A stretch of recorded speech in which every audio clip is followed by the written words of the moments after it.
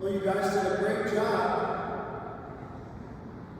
to extend the season as long as you possibly could. But just like all good things, it's going to come to an end. And we know in football how important timing can be. We have to see in the readings today fantastic timing.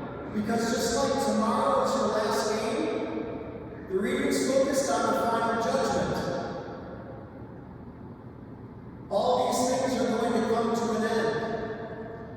And it might feel like sitting here, you're going to face final judgment tomorrow. Your last test in a very successful season. But just like the last judgment, you have to think, you should go into the game tomorrow with a tremendous amount of confidence and hope. Because of the way that you went about everything from the beginning of the year.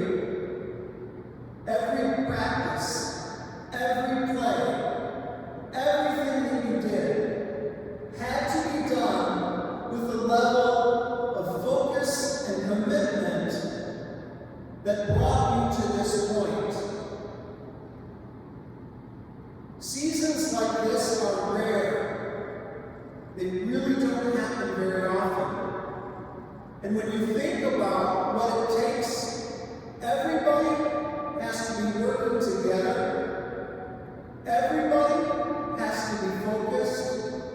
Everybody has to rely on each other. And everybody has to do their job to such a level that when the clock hits zero, you win.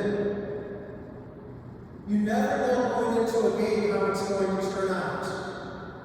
But because of the way that you prepare yourself, because of the way not just every single day, but every single play, you do your best.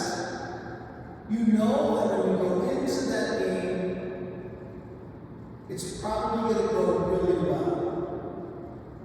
And that's the type of confidence you should have going into the game tomorrow. Because it can be like a final judgment, but you face it with such hope and confidence, not because you know what's going to happen, but because you know what you did to get there. In the first reading today from the book of Revelation, John talks about that end, when everything's going to come to an end. And yet, what happens on the other side after the judgment takes place?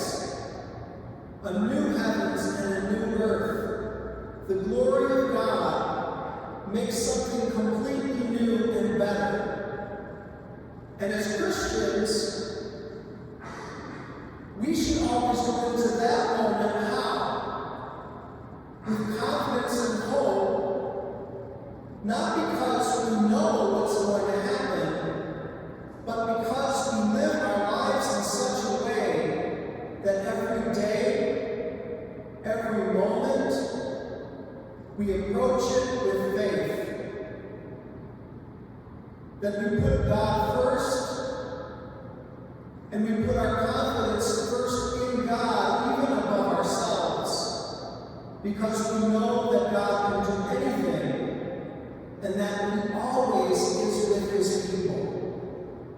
No matter how dark it seems, no matter how difficult, God is always with us.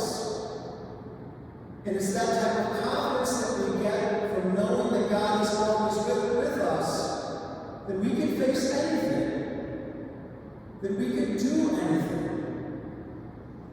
For some people, they think of the final judgment and they're filled with fear because they don't know what's going to happen. But most of that fear comes from a lack of faith, from a lack of knowing that I've lived my life in such a way that God in His goodness will make my life even better. And so we can say the game tomorrow is kind of like a metaphor for our Christian